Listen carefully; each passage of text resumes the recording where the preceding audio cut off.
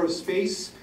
Film basically 5-minute vignettes about the conflict with elephants and humans, which is a result of humans from basically trying to destroy the elephants, and the elephants kind of going into different territory. It's kind of an interesting film about how this conflict arises. So one of the things that I just adored about this film, other than the spectacular cinematography and the beautiful picture, was the hope it rose, the idea that all of this wonderful technology and groundbreaking new ways of having people communicate with nature without any kind of destruction, or at least highlighting the aspect that people can grow up to be a little bit more in harmony with their environment and not just drive it out, was fantastic. The idea of, say, moving the elephants with the sound of a drone versus, like, say, a prod with electric shocks is fantastic to me. I think that's great. The one thing that startled me, though, was seeing these people. They're saying, "Oh, these are respectable people we want our kids to look up to," and they're holding huge guns. I hope they don't. I'm sure they don't use them unless they absolutely have to. But it was a little bit of a startling image. Yeah. But other than that, great movie. Loved the themes. Yeah, it's a really nice little kind of like almost you can argue that it's almost a public service announcement of what's going on in that country as well. I also had a bit of a shock when I saw the image of this fine young man and that he's holding this big gun. But I think that it behooves us to understand that we're looking at it from this little cinema in downtown Toronto. You know, we don't live in that environment, and we don't really understand how down to earth that is and how necessary and part of their life reality.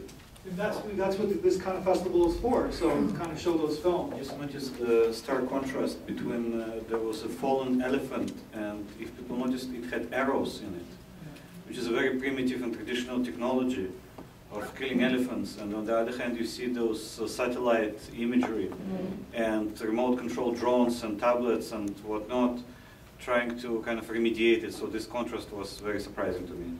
There's a lot of contrast going on in this film. Like even the whole conflict of elephants going into human territories is because humans basically tried to like kill the elephants, and the elephants got scared and they had to move up. So there's like millions of years or thousands of years, whatever you believe, of the elephants and the humans kind of being separated. And then the last like 200 years, the humans kind of trying to destroy the elephants for greed and for money and for their skin, and the elephants having to migrate to the human area because they needed to get away from the humans, which is ironic. Now technology is kind of like putting things in perspective and kind of like evening things out. So it's kind of like a whole full circle that's gone on in this kind of documentary. We'll go to the last row.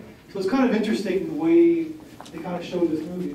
One of the things that I found really interesting was how they had the young youth and children involved in learning the process of keeping elephants alive and saving them. And so it's starting from, ground one. They're drawing pictures and being involved with the whole aspect of the change that's going on. And you have to admit, like, what a beautiful animal, the elephant. Like, it's such a beautiful, majestic animal. Like, who would want to kill that? Like, it's just crazy. I didn't actually have a problem with the people with the guns, because believe it or not, in a lifetime, elephants will actually become extinct. Sad but true.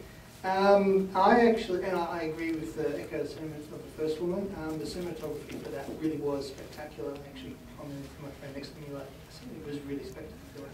I think that I would have loved to have seen them actually talk. I mean, that's only 5 minutes, but I would have loved to have seen them talk to one or two of the kids to get their perspective.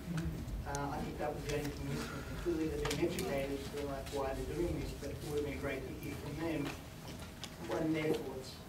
I think that was the only thing kind of missing, but yeah, it was pretty cool otherwise.